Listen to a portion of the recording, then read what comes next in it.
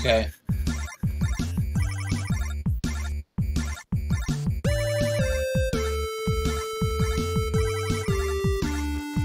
Oh, awesome.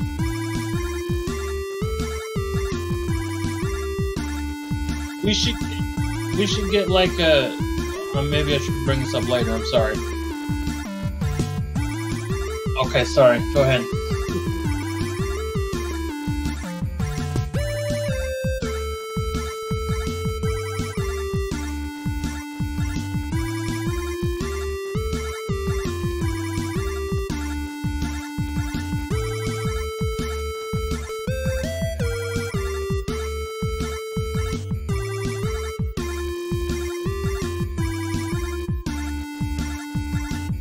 What?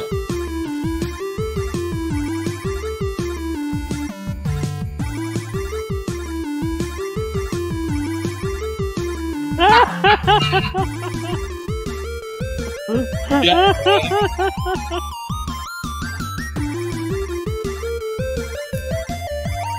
More like growing up gormless. Ooh. Mm-hmm. Yeah, I don't think I got that reference whatsoever.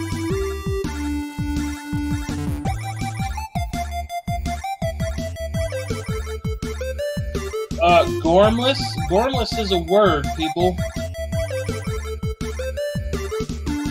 Fuck you, Matt. Yeah, I didn't say gormless, I said gormless.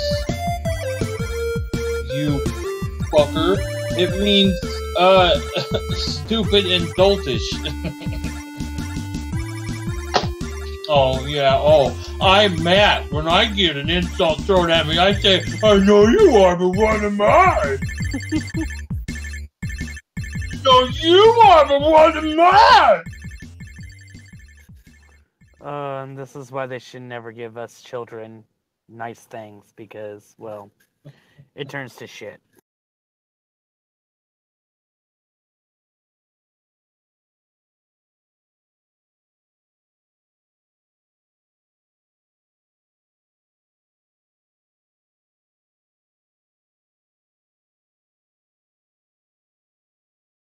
Hello.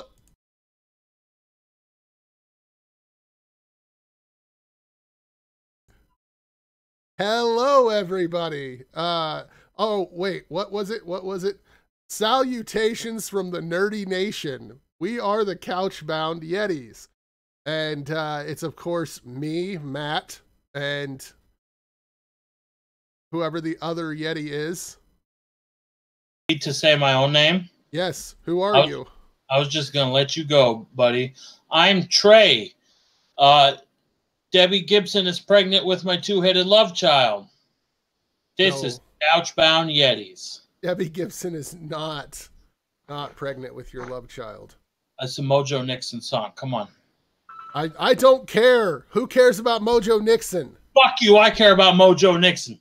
No one cares about Mojo Nixon. No one cares about you. No one cares about you. Are you going to start this shit show? Let's go. I'm trying to fix something with this shit show. I'm trying to make this right. But anyway, we also have a guest today. We have for today, Frustrated Gamer, I guess. Yes, the Frustrated Gamer. Yes. And Frustrated, how are you doing today? Oh, it's I don't give a fuck. Yeah, I didn't think you would. That's why it took so long to answer. No. God, No. How are you doing? Oh, you know, it's another day in paradise around here. Every day, always. Awesome, awesome, awesome. And yeah, so to start matters off today, we're starting a new segment. Trey, you are very proud that you came up with this name. What is the name of our first segment? Nerd ass shit. Nerd ass shit. Very creative. That is, it probably took him days to come up with that. Probably so. You know, I do what I can. That's true. That is true. So, Trey, why don't you came up with this, so why don't you start matters off with your nerd ass shit? Okay, so basically, I just wanted to take a moment when we do these streams to talk about some of the nerdy shit we've been into lately. Do you have the pictures that I sent you? I am getting them up. Which one did you want me to put up first? Put up the Dungeon Synth one first. Okay. So I have just discovered this relatively new musical genre. It's a subgenre, I guess, and it's called Dungeon Synth. And basically, like a bunch of mostly European artists are making like synth albums based on like their favorite D&D campaigns, and it's fucking awesome. A lot of them are like very dark and moody, and at the same time they're like 8-bit and retro, and they would fit perfectly in a D&D campaign. The next time I run a campaign, I'm absolutely going to use some of this dungeon synth music. One of my favorite artists is called Kobold, and they did an album called Cave of the Lost Talisman, which is really, really good. You can find it on YouTube, and you can buy it on Bandcamp, and I think it's great. It's very ambient, very moody, and it's just perfect for your live action role playing groups. Doesn't that sound fascinating? There's supposed to be a picture, Matt. Did you put up a picture? I did put up a picture. You would see the picture if you were paying any fucking attention. You know what? I don't have the link for YouTube. Oh, because you're not cool enough. No, actually, it does sound pretty damn cool. Yeah, it is. I highly recommend the one I just mentioned. The one that it's the picture. And they've been releasing them physically on cassette tapes, which is hipster, and I kind of love it. They're releasing them on cassette tapes? Yes. That's kind of great. That is kind of great. But like, there's a track. I guess it's kind of absurd for me to describe the way a song sounds, but they just using just 8-bit synthesizer music, they just perfectly capture this feeling of dread as an ice dragon is like stalking towards your D&D party, and you're about to all get murdered. And it's great. It's beautiful. It actually sounds pretty cool. It is. So to start off with my nerd ass shit of the week, I have begun today playing a game called The Stanley Parable. And I know I played this game once before at Trey's house, but it was for like 5 minutes. And this game drove me fucking insane today when I was trying to play it. Why? It's beautiful. Like, I love it. It drove me nuts. Like, I would be like, I don't know what the point of this is. I was walking around doing nothing, basically. And everything was going crazy. But I could recommend the game. I mean, the narrator by itself is hilarious. Oh yeah. So I would definitely recommend playing that. Now, Frustrated, we know we don't have any nerd ass shit to put up on the screen for you, but are you doing any nerd ass shit right now? Right now, the most nerd ass shit that I'm doing is being in this call with y'all, but I'm also in the process of learning how to continue my gaming from my console at the house onto the laptop to be able to post it onto YouTube. Nice. Other than that, that's about it. Besides, I'm also writing and fantasy fiction stories, so that's about it. Pretty awesome, actually. Yeah.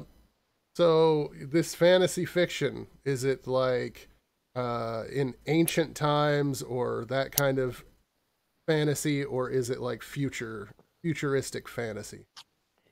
It's, you see, because I don't ever, my mind runs through everything all at once. I start some and then I'll stop and start another one. So I have several different stories. One is a like old-timey setting, and then another one is more steampunk setting. So I have so many. I'm actually now working out in my head a Viking story as well. So Sweet. Oh, that's cool. Very cool. Mhm. You should make sure and check your Viking stuff with Secular, or else yes, he'll be all I over have you. been, yeah, I have been talking with Secular, Ocean, and a lot of other people who are into the Viking stuff. Awesome. So Trey, what's your next nerd ass shit? I started reading the Dark Tower series by Stephen King, and specifically the Gunslinger. That's the first book in the series. I haven't gotten super far in it, but I really like it so far. Unfortunately, I don't have the edition with all the beautiful Michael Wayland illustrations. I just have whatever they had at the library. It was a reprint from when the movie came out last year, which I hear is not great. Yeah. But I like it a lot, and if I like it enough, I'll probably seek out one of those hardback editions with the Michael Wayland pictures. It's very different from it's like Stephen King writing fantasy is like it still feels like Stephen King, but the setting is so different that it takes me. It's like it catches me off guard a little bit. Okay, and so as like I didn't watch the movie. I've read a couple of the books, but I think I read them out of order because our school library when we were growing up wasn't the best at having a lot of stuff. Anything at all. Yeah. So I think I read like book 4 or something. So I have planned on going back and reading that series. So as far as my next and last little bit of nerd shit, nerd ass shit, Secular recommended this book to me about 4 months ago, but it's Star Trek The Next Generation IQ. I've been reading this. It's actually written by John Delancey, the actor that played Q, and Peter David, one of the best writers of Star Trek, I guess fan fiction is what you would call it. But it's incredible, and I love it. It's awesome. It's an awesome book. So yeah, thank you, Secular, for pointing that book out to me. If you're still in the chat, you rock. So anyway, to start matters off for the actual show, I don't know how do you want to proceed, Trey? Well, we could start off by talking about like the video game consoles we experienced as kids. That seems like a nice place to begin things because that was, that would have been our first encounter with video games. Mm-hmm. Okay, so I can just take this on real quick. My very first video game experience was playing it was a arcade that they had, and this will mean nothing to the viewers watching, but they had it at the old Pomida store in the town I grew up in. And it was a game where you were like this kid, you would sit down at a desk, and then you would run around the classroom trying to rack up enough points to get out, and you would hit people with your butt. What the fuck? I remember, yes, you would hit people out with your butt to knock them out of their chair so that you could sit down at the desk, because the teacher would be chasing you around. And if you were sitting at a desk, the teacher wouldn't do anything. But if you weren't, the teacher would grab you and the game would be over. I want to say this was called like Manic Mike or Maniac Mike or something along those lines. But yeah, it's not a good game. I've gone back and played it later. It's not fun. But as a kid, tossing quarters into an arcade, it was a crap ton of fun. And I think I was like, hell, I had to have been like 4 years old, and my dad holding me up to play it. Wow. But yeah, that was my first experience. Now, going with consoles, my first experience was the NES system, which was beautiful. Yeah. How about you? I also had an NES very early on, and that was the only thing that I had to play video games on for a long time. My grandparents had a PC, and I got to play some pretty cool games on there. Like, I don't even remember what they were. There was one that was like a clone of Lemmings, only you were cavemen. And, like, I could never figure out how the fuck to play it, but the fact that they were cavemen made me really want to play it. And every time you lose, like, chimpanzees become the sentient apes that take over the world. And so humans are left sitting in bushes eating bananas. Awesome. I don't remember what it's called. I could probably find it if I looked for it. And then they had some of those great, I don't remember the name of them, but they made Pajama Sam. I don't remember the name of the company, but they made like Pajama Sam and Putt Putt. I played some of those games. They're like point-and-click adventure games. Yeah.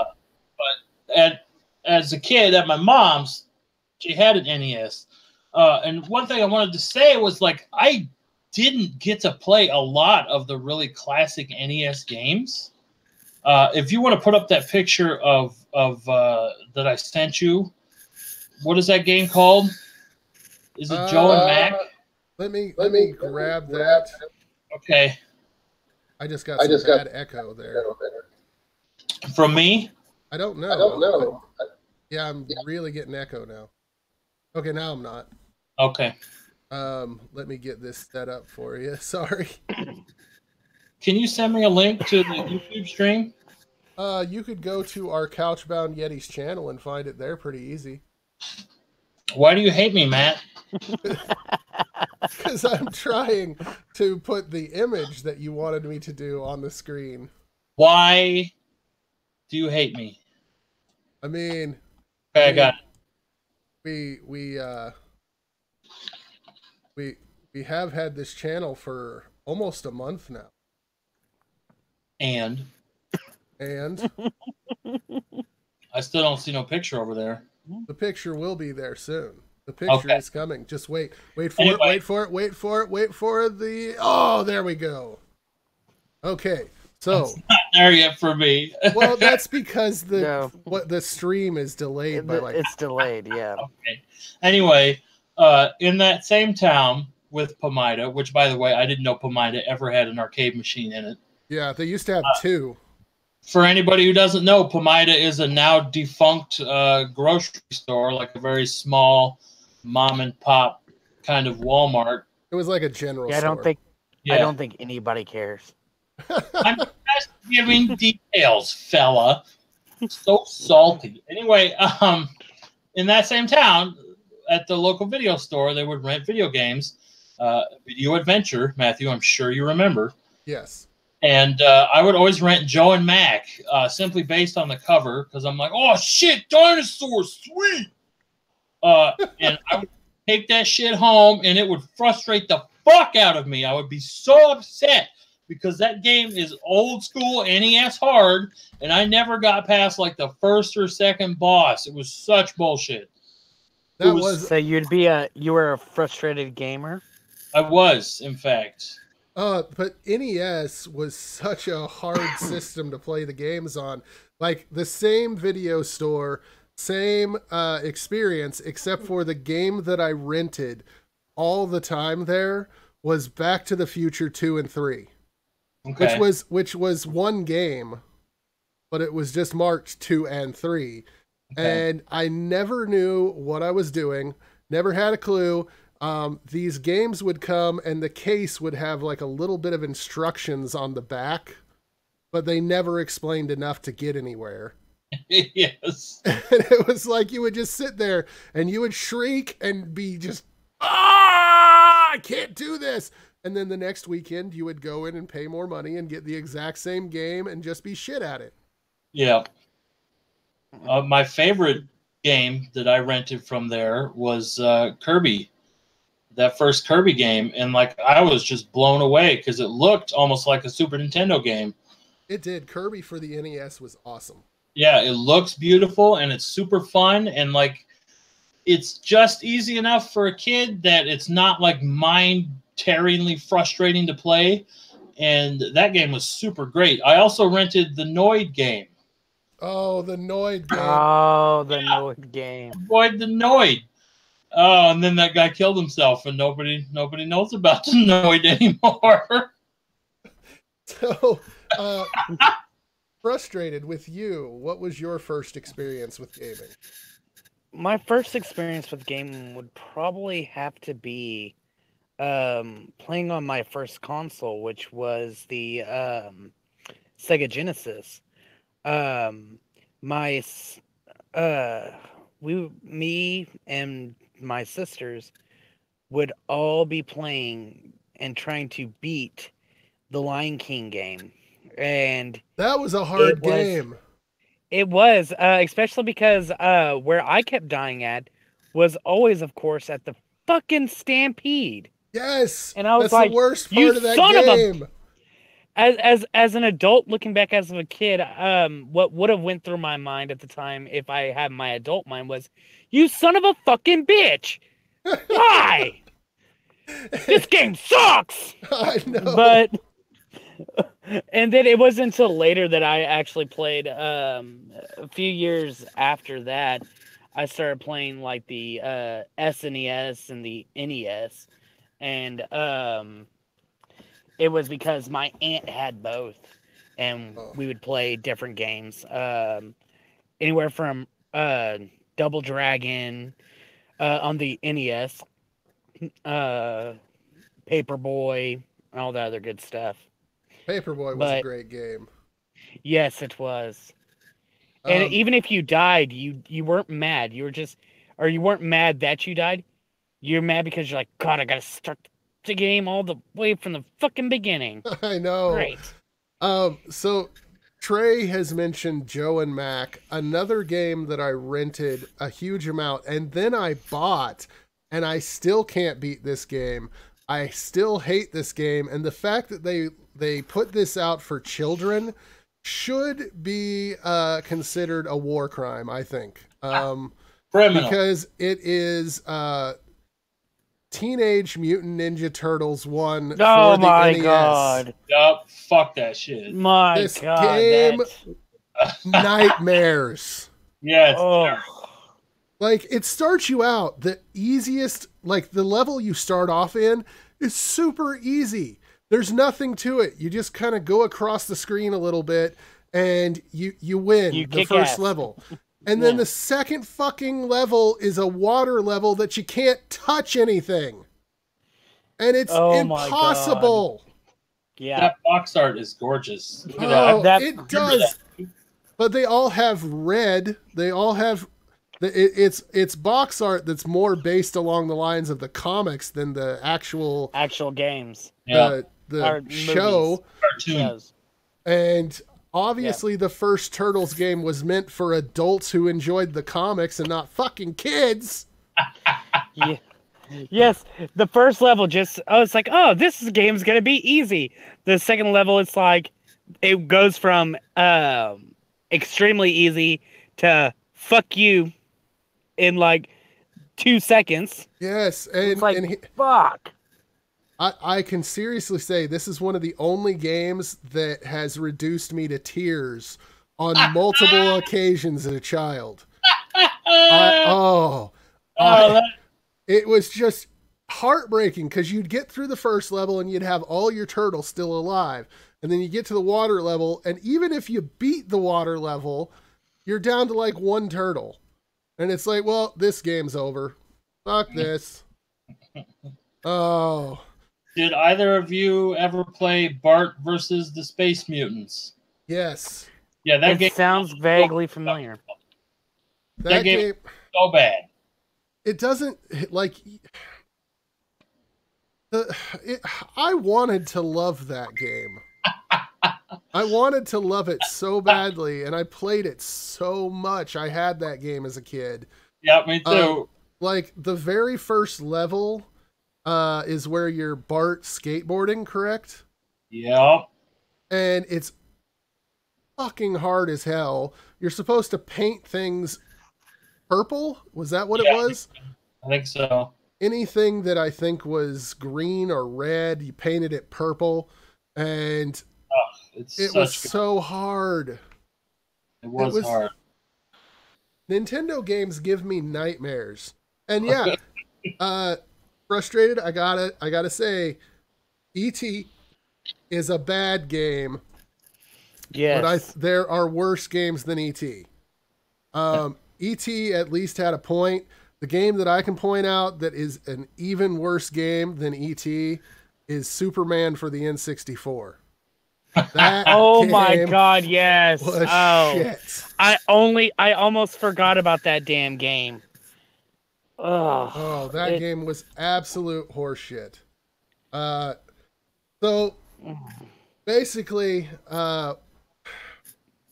where were we at? Oh, I was gonna say Disappointed Optimist in the chat said, "Wow, old-timey game renting sounds like a total scam."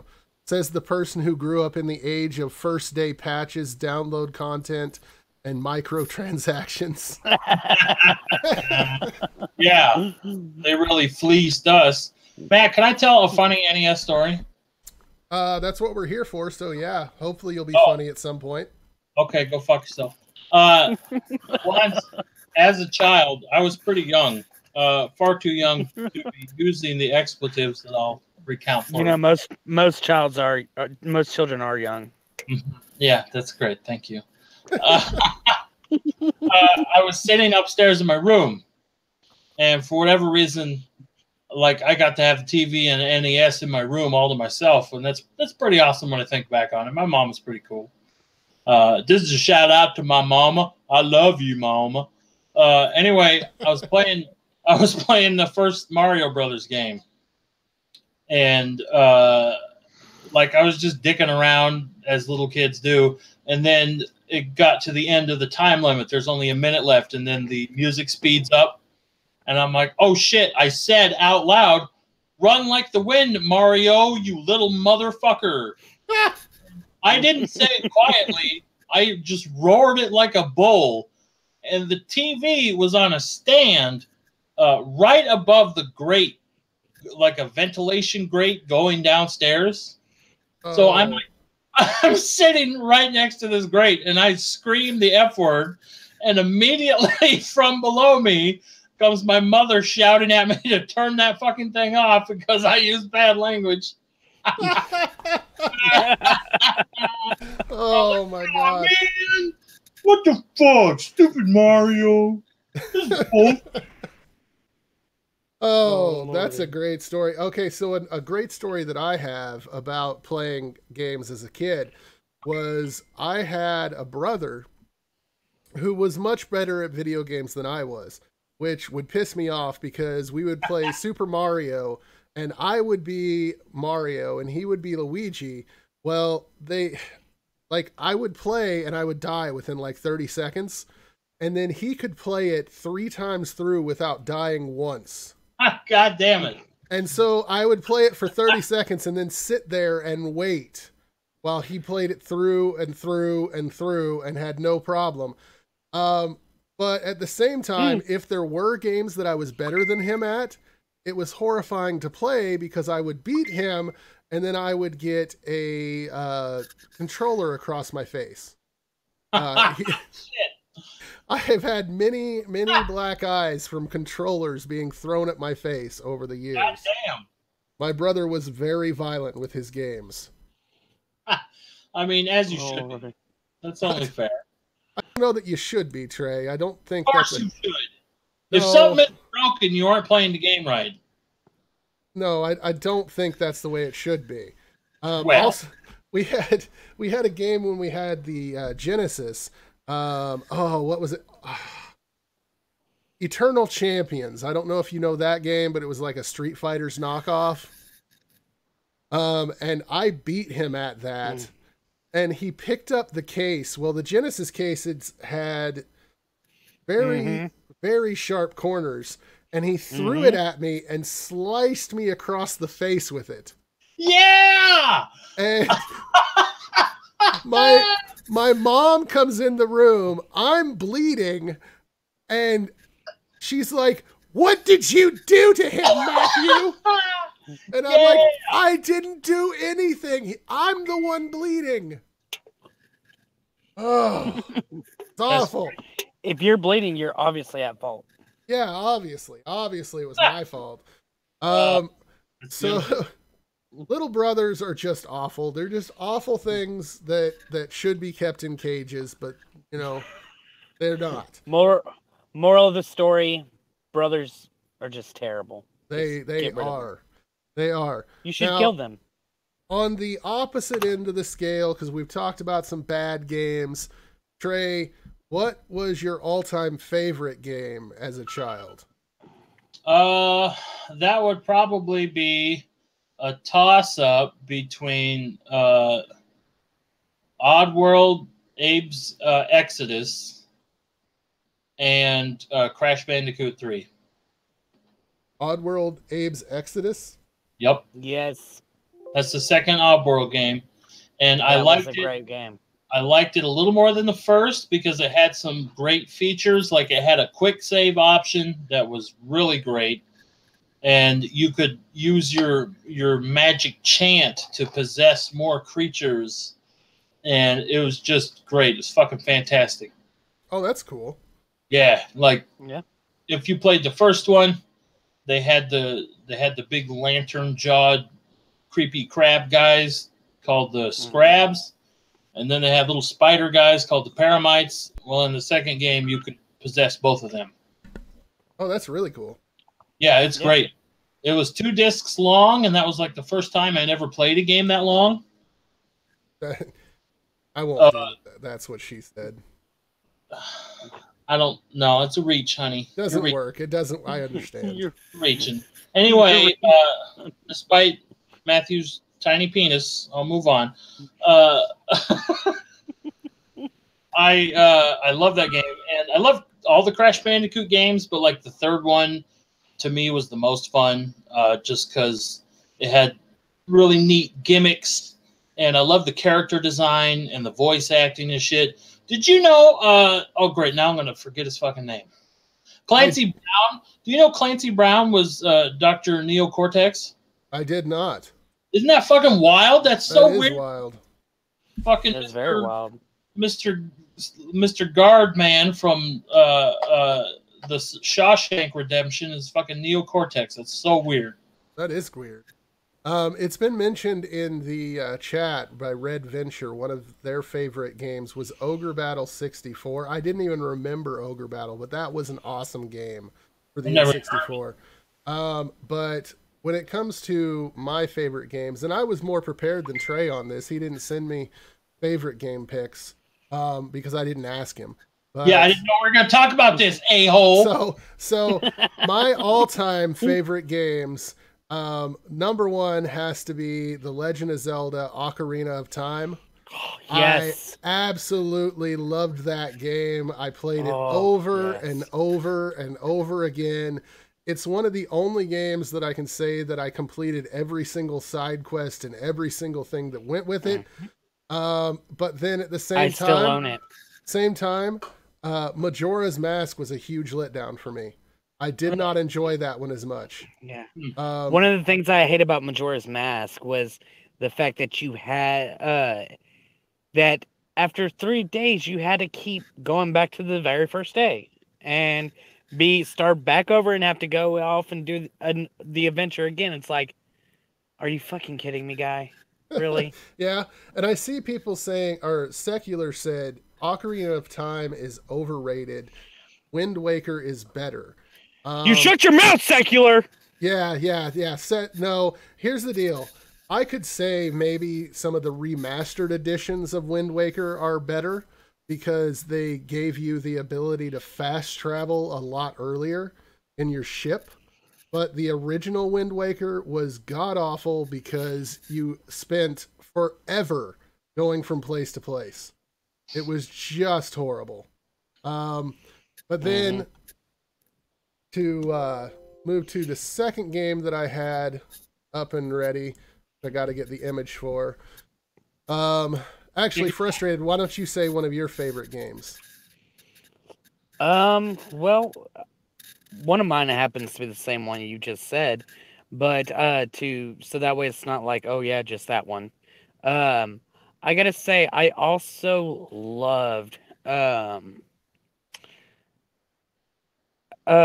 was it? X-Men on the Sega Genesis. It was a very fun game, and you got to be any character you wanted to be, which I was always Wolverine because Wolverine was my favorite X-Men and still is. And it was just a fun game to play all around. Yeah, X-Men for the Genesis was pretty damn good. X-Men for the NES was awful. It was horrible, Yeah. and Yeah. probably scared me away from the Genesis one for a long time. But as A Link to the Past, Zelda: A Link to a Past is a great game that was mentioned in the chat Yes. as well. That was going to be my next one.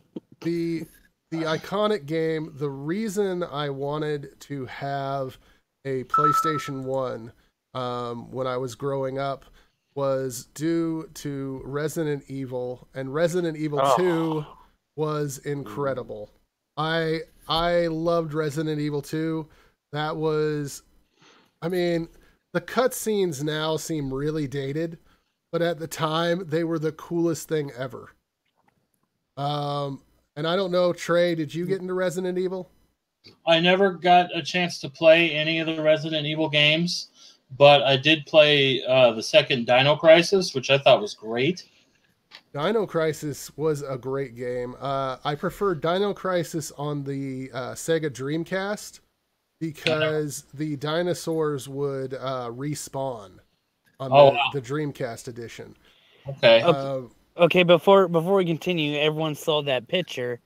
Now, whenever the for those who are too young, like Secular and Disappointed Optimist, whenever these games came out, we saw these games on the TV, we're like, oh my god, look at those amazing graphics. Yeah, it didn't matter. I can remember saying that for Nintendo games. Yeah. Look at these graphics, and it's like it's some pixels on a screen. I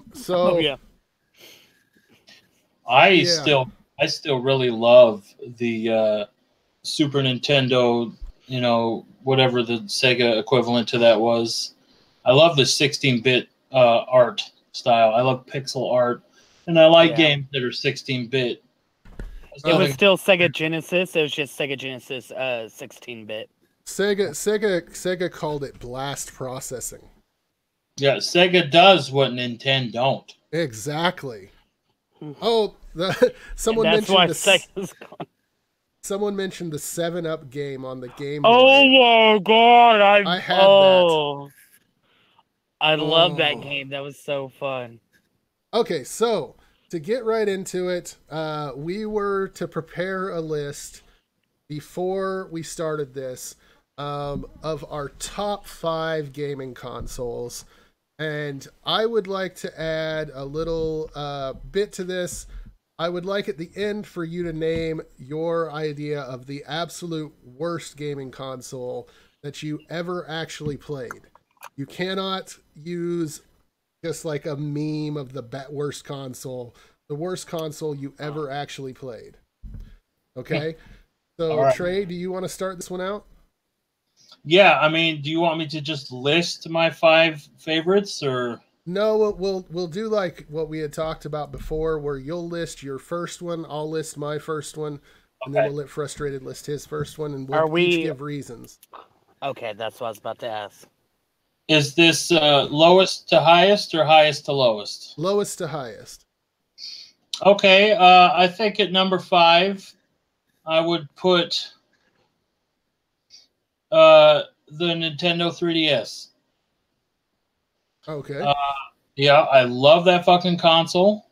I carry it around with me everywhere. Well, at least I did till I got my Switch. But I played the shit out of my 3DS. And like, I didn't even get it that long ago. I had a 2DS for a while. Then I gave it to my kid. But my Nintendo 3DS, I played so much, and I played games like Shovel Knight and A Link Between Worlds, which is kind of like an indirect sequel to A Link to the Past, which is my second favorite Zelda game, by the way. My first favorite is Breath of the Wild. Yeah, sorry, shut up. No. sorry to point y'all. Well, you're entitled to your wrong opinion. If you like Skyrim with Zelda characters, that's cool. Okay, Matt. Have you ever played it, Matt? I've watched videos of it. That doesn't count. It's not the same. Go fuck yourself. Anyway. I've played Skyrim. It's the same thing. I played Spyro the Dragon. It's just the same. Yeah, exactly. The 3DS is great. I mean, it's sad that it's most likely in its death throes. But, I mean, I loved it. I love that console. I took it everywhere. I played the shit out of it. I played Mega Man on it. I played that Metroid game that came out last year that was really good. It was a remake of the second Metroid game that was like actually a GameCube game. Yeah. Beautiful and fun. So Nintendo 3DS is definitely my number 5 pick. Okay, awesome. Frustrated?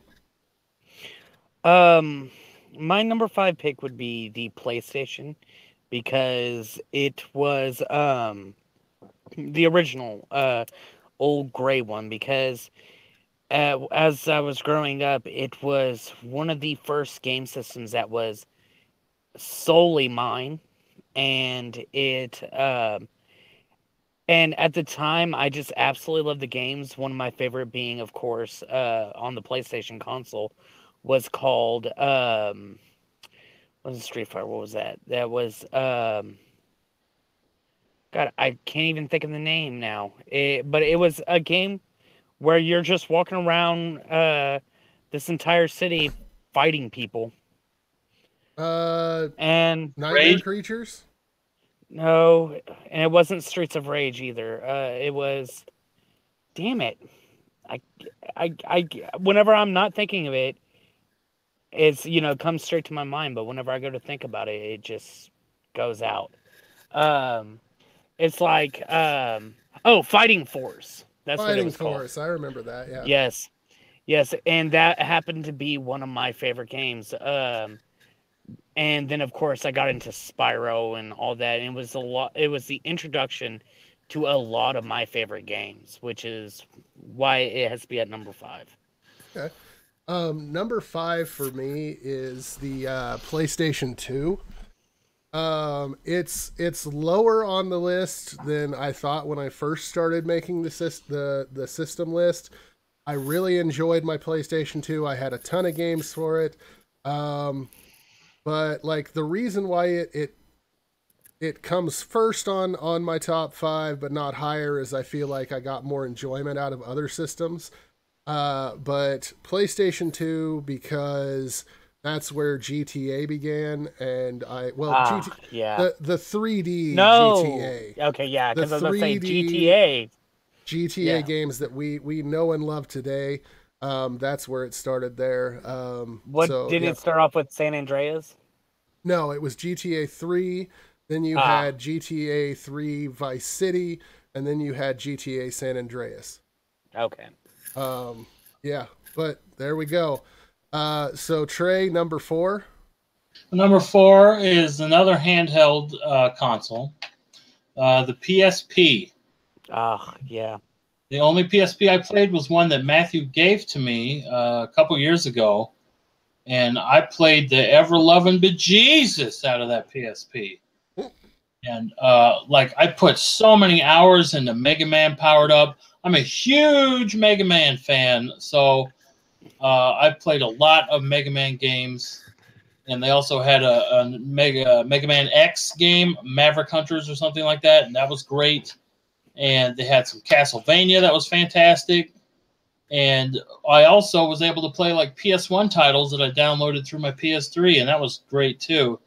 So the fact that it could do that like I could sit there on the go and play the original Crash Bandicoot games and shit like that, and Yeah. I could play Oddworld in my hands. That was great, super great. So do you want to tell the story of what happened to the PSP? Yeah, I still got it, and it still technically works. But I dropped it, and it went underneath the chair I was sitting in, the rocking chair, and I leaned forward, and it got a little smushed.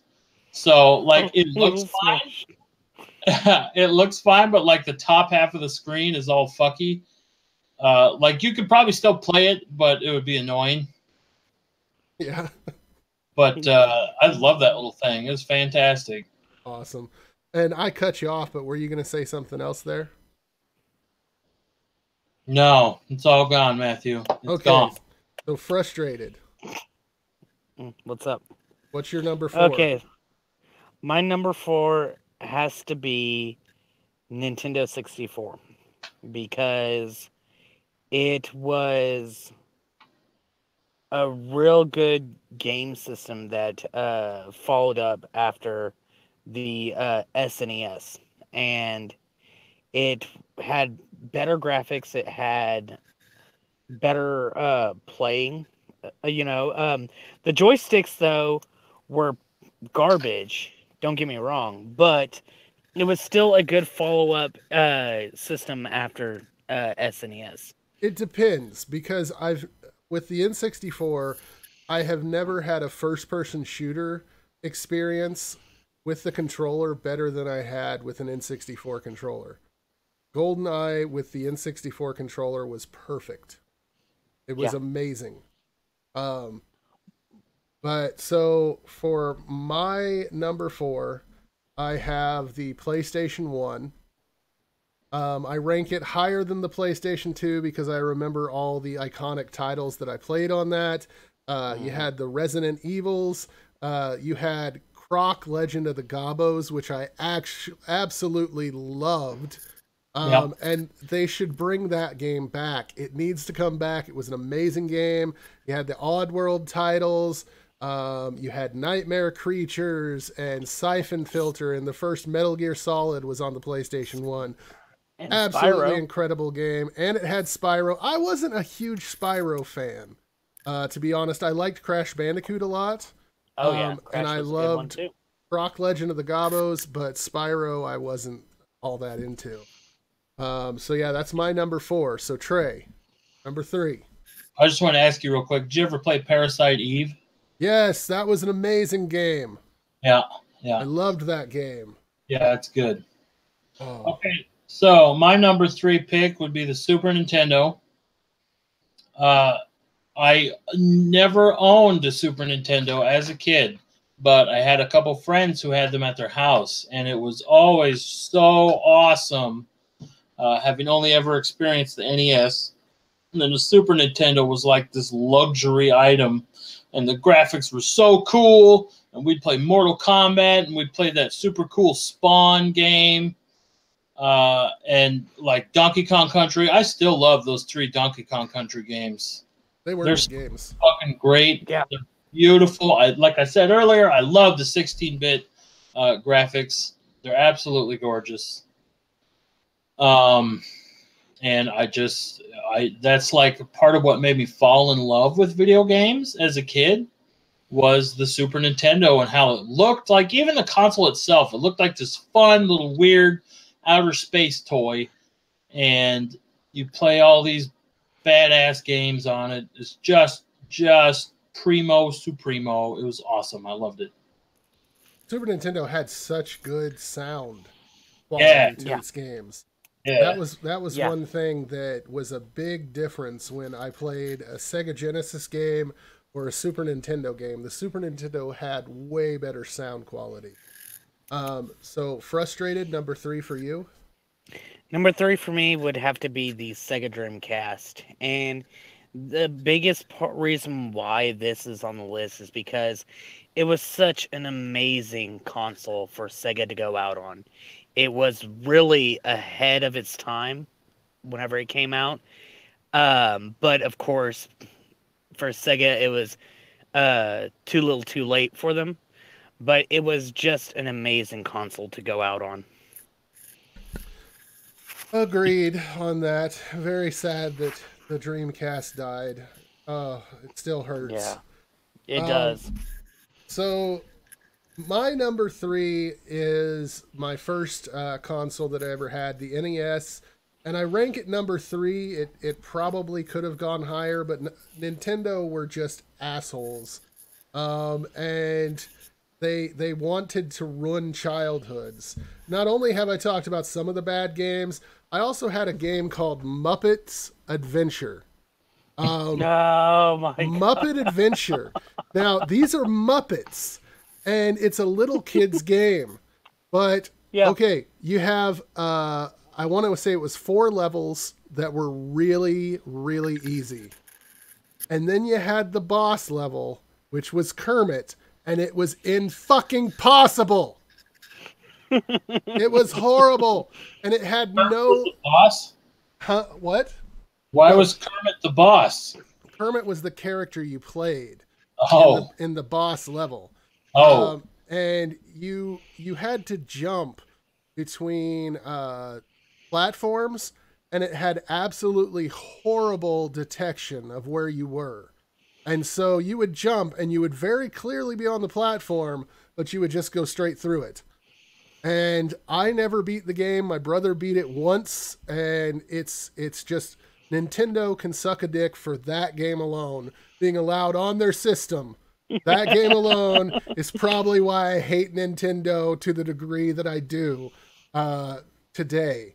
So yeah, so number 2, Trey. My number 2 gaming console would be the PlayStation 3. For reasons I won't go into now, but anybody who knows me knows all about it. I went from like the PS1. I never experienced any generation in between that and the PS3. And I didn't play video games for like a good 7 or 8 years. And so I got a PS3, and I remember the first game I played on it was Infamous. And that blew my mind because of how it looked. Like, to this day, I am very easily impressed with graphics. But man, I played that. And God, I can't even remember. I've gotten so many, like the BioShock games and fucking Mortal Kombat. The PS3 Mortal Kombat game is one of my favorite fighting games ever. And it was just beautiful. And it reignited my love for video games. It made me remember why I loved video games. And you could like download all kinds of classic PS1 games, just like the PSP. And it was a Blu-ray player and all kinds of awesome shit. Just all around very useful. And I love the games that came out for it, especially the exclusives. I really love the Dark. God damn it. There's 3 game series that have Dark as part of the title, and I always fuck it up. I want to say it's Dark Stalkers is the fighting game. Yes.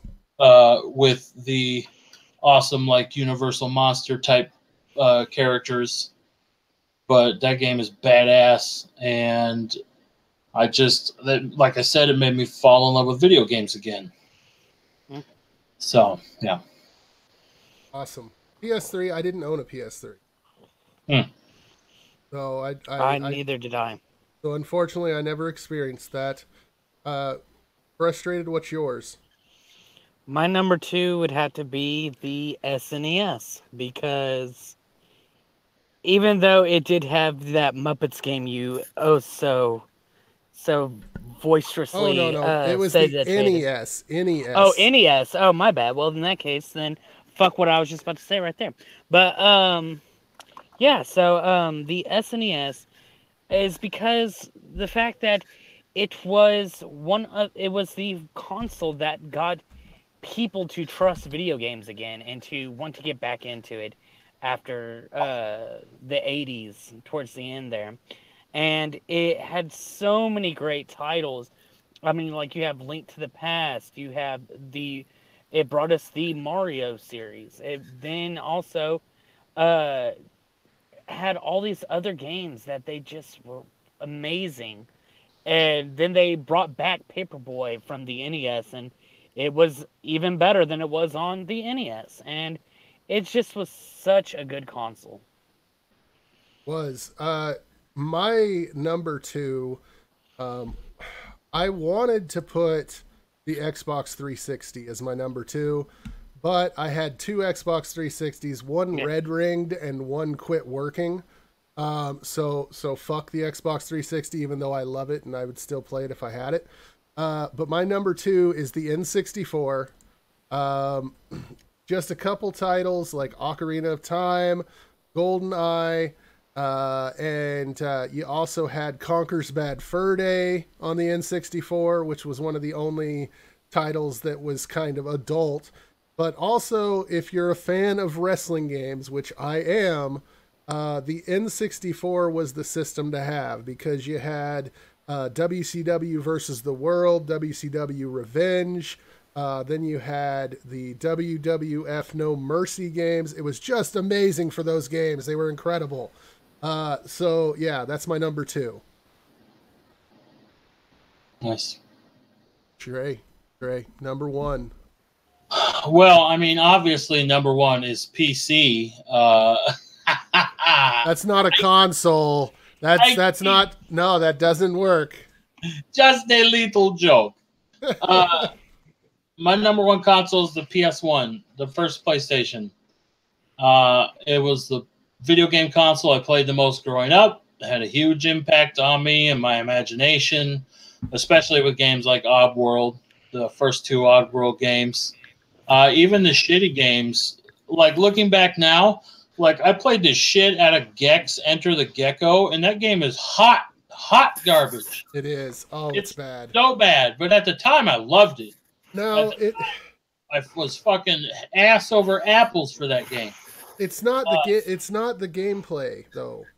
The gameplay's still okay on Gex 3. It kind of is gameplay. But it's decent gameplay. It's the one-liners at the beginning of every fucking level that just drive me insane. Yeah, and Dana Gould, who voiced the American version of Gex, he's a very funny comedian, and he's like a writer. He like wrote during some of the best seasons of The Simpsons and shit. But yeah, like as a kid, it was like fun and cool, whatever. Gex was saying all that sassy stuff. Oh boy. But as an adult, it's like, shut the fuck up, you stupid cartoon lizard. Oh my God. I know. But in spite of that, it had so many great games. Dino Crisis, I played the shit out of. I played Croc. Rayman, the very first Rayman game. That game is twistingly difficult. It is so hard, but it was so beautiful. I loved the art style. I remember sitting there. I would pause the TV screen and draw the characters, which is a huge nerdy art thing to have done, but I did it all the time. I love the character design, and it was just I played Xenogears. Which was another 2-disc game, and I was too dumb to get much into the second disc. I beat the first disc, and I felt pretty good about that. But the second one, I think I just kind of got bored with it because it was a lot of walking around, and I don't know where the fuck to go. And my mom's going to yell at me if I print off more walkthrough from the internet because ink is expensive. God, Prima game guides, man. Yeah, but yeah, PS1 has some of my best gaming memories, and it was my favorite thing back then, and because of that, it's still my favorite video game console. Okay, it was a great console, and Frustrated just brought up Prima game guides. Do they still produce those? Yes, they do. Like, yes, I've gone into Walmart, and they have Prima game guides for several different games, including Assassin's Creed Origins and everything. Who's buying Prima game guides now when you have walkthroughs online? Yeah. Well, nowadays, it's my thought. Nowadays, they're kind of glorified art books, really. Yeah. Okay. Like, they look really nice, so I could see why people would buy them just for the visual aesthetics. Okay, but, I mean, I spent way too much money on Prima game guides back in the day, but... Oh, yeah. Frustrated, what's your number one? My number one has to be the Sega Genesis because it's the one game system that started it all for me. As soon as I started playing on the Genesis, it just opened up my mind to gaming, and I just never looked back from then. The Genesis was great, but you know, I've gone back and started played Genesis games. There's not really that many amazing titles on the system. No, there's not. But like, there's a handful of them, and they're really good. It did a really good job at side scroller shooters. Shmups, I guess is what it's called, I think. But they had some really awesome titles. I loved my Genesis, but going back, like, you have the Sonic games, those were awesome. But it just didn't have that many titles that were amazing. No, it really didn't. It's a shame. Was Splatterhouse on the Genesis? Was what? Splatterhouse. Yes, Splatterhouse was on the Genesis. Yeah, the game's awesome. It was a good game. It was a very good game. So now with my number one, hands down, no questions asked. The Sega Dreamcast is my number one system of all time, because if you played Dino Crisis, if you played the Resident Evil games, if you played what's the game with the vampires, Azrael, or Raziel, what am I thinking about? Twilight. What? Not Twilight. What's the vampire game we used to play? Legend of Kain. Yes, the Legend of Kain games on Legacy of Kain. Those games on the Dreamcast as opposed to the PlayStation 1, no comparison. Tony Hawk on the Dreamcast was so much faster, so much cooler, so much more fun on the Dreamcast than it was on the PlayStation 1. The Dreamcast was so far ahead of its time, but then it died. And it had, like, there's some shit titles for the Dreamcast. But at the same time, it excelled at everything that it wanted to do, except for online play. It was way too early to be trying that online play, because if anybody was able to get through a game online on Sega Dreamcast, I want to know, because it was impossible. That it just did not work. It was not good. But that's my number one. So Trey, starting with you again, what's the absolute worst gaming console you've ever played? As a kid, I had this tiny little it was like a handheld game, but it was like only one game was on it. They made like a bunch of them. And the one I had was like you were a little robot dinosaur, and you had to go around to like the four corners of your square screen, and you had to like shoot out little pellets at other robot dinosaurs, and you could only just barely kind of see what the fuck was happening. And it was so fucking hard. I never won, but I won, like, I got far enough that I would not stop, but it was god awful. It just looked like shit. But I kind of liked the little designs of the dinosaurs. I thought they were cool, and so I just kept going back to it and playing it. And I had it at my dad's, and it was like the only video game related thing I ever had at my dad's. And I would play that shit for hours and just get so pissed off because it was impossible, and I was a dumb little kid, and it was ugly as shit. But that's probably the worst console I've ever played on. I don't even remember what the fuck it was called. It probably had dinosaur in the title. Whatever the fuck it was called, it was the worst title you ever played. Yep. All right, so Frustrated. Now, this one might get me some flack from a lot of people, including Cupcake Chaos in the chat there, but I have to say one of the worst worst consoles I played on was the Atari.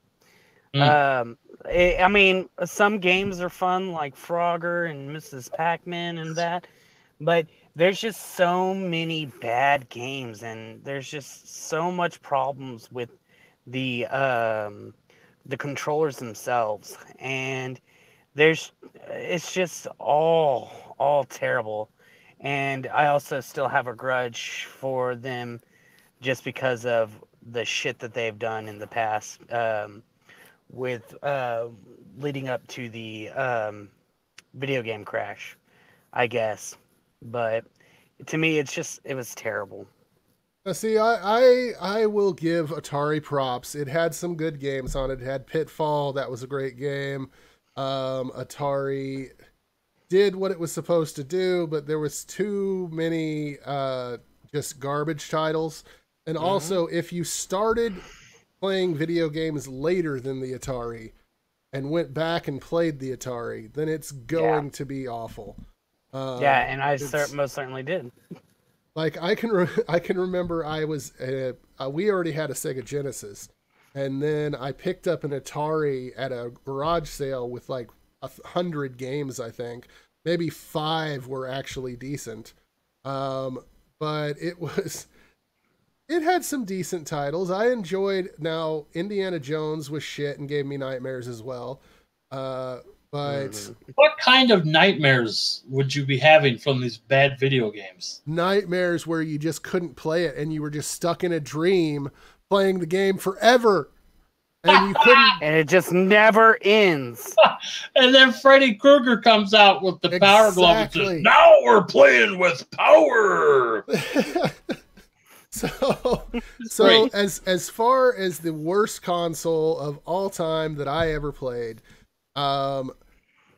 I thought about going with Tiger handheld games, which kind of is along the same lines as Trey went with. I'm almost certain it was a Tiger handheld. But I don't want to go there. One of my friends had a Nintendo Virtual Boy. And, I love the Virtual Boy. Oh, the Virtual Boy was awful. You'd plug it in, you couldn't see shit. It looked awful. It just looked absolutely awful. Okay, hold on. Before you continue, let me get some of the people like Secular and Optimus there in the chat some context. So, Virtual Boy, this is literally what you had to do. If you didn't have it up on a table or anything, you just had it on the ground, you put it on the ground, you laid down, you put your face into it, and then you had your hands underneath it playing on the controller. Mm-hmm. The screen itself was red and black. Mainly blood red. Mainly blood red with the outlines being black. And it actually caused a lot of kids to get headaches and things like that. Because of the color scheme. The color scheme, not only that, but if you're playing a game and you have to have your face inside the console and you're pressing against it as you're playing, it was just awful. And I had this friend that wanted to love this console so bad that he was one of those that was just like, it's amazing. It's way better than any console ever. It's the greatest thing I've ever played. And we'd play, like, I think he had tennis on it. And the tennis game played for shit. It was the Mario Tennis. It was awful, and you couldn't get it to work right. And I played it for a little bit, and I think we stopped talking for a while after that. Just because it was just bad. My God. You could. Cupcake Chaos mentions, and my friend did have this, the headband for the console. Oh my God. Which meant you were wearing a console that was your face. On your face. And it wasn't a light console. So you have small children wearing a video game console strapped to their head. You can't see outside of this. And so little kid is playing a game and he's got to go pee. Well, is he going to take the console off? Probably fucking not. He's going to get up and slam into the wall. And then you have dead kids because of Nintendo Virtual Boy. Actually, if I'm not mistaken, they said that a lot of the kids would start pissing themselves because they were too wrapped up in playing on the game system. Probably. Until they realized it was giving them headaches, and they're like, "Fuck this game." Now, it's been mentioned, Sega Saturn. I've only played Sega Saturn once, and the game I played on it was House of the Dead, and that's a good game. So I can't really say much about Sega Saturn, but I know a lot of people hated it. We could have mentioned the 32X add-on for the Sega Genesis or the Sega CD. Yeah. Those were awful. But, yeah, that was my choice. So, we're at an hour, Trey. Did we have anything else that we were going to go into? I don't think so. I think that pretty much covers it. Okay, well, just want to say thank you, everybody, for watching. The next several shows that we're going to be put on are going to be... horror themed. So not to give too much away, we're going to start our Halloween themed shows early. We do have a guest that will be coming up. Brand the Law from the Geek Room wants in, and I think Tatted Atheist has said that he wanted in on one show as well. So we're going to be going through a lot of movies, and maybe some horror themed video games and stuff like that. That it's going to be enjoyable. We did have another question. Did anyone here ever play the Atari Jaguar? No, but I heard of it. Wasn't that like Atari's handheld? No. The Jaguar was a system. It was it 32-bit? It was fake 32-bit, but it was made at the same time as the Genesis and the Super Nintendo. Okay. I did play... there was a game, I want to think it was called Tonk. It had a big-headed caveman that hit things with his head. But it was okay. But yeah, coming up, the next several shows are going to be horror-themed. So it's going to be a lot of fun. Thank you for watching. And Trey, why don't you end us with one of your great one-liners? Don't kiss your dog on its poop hole.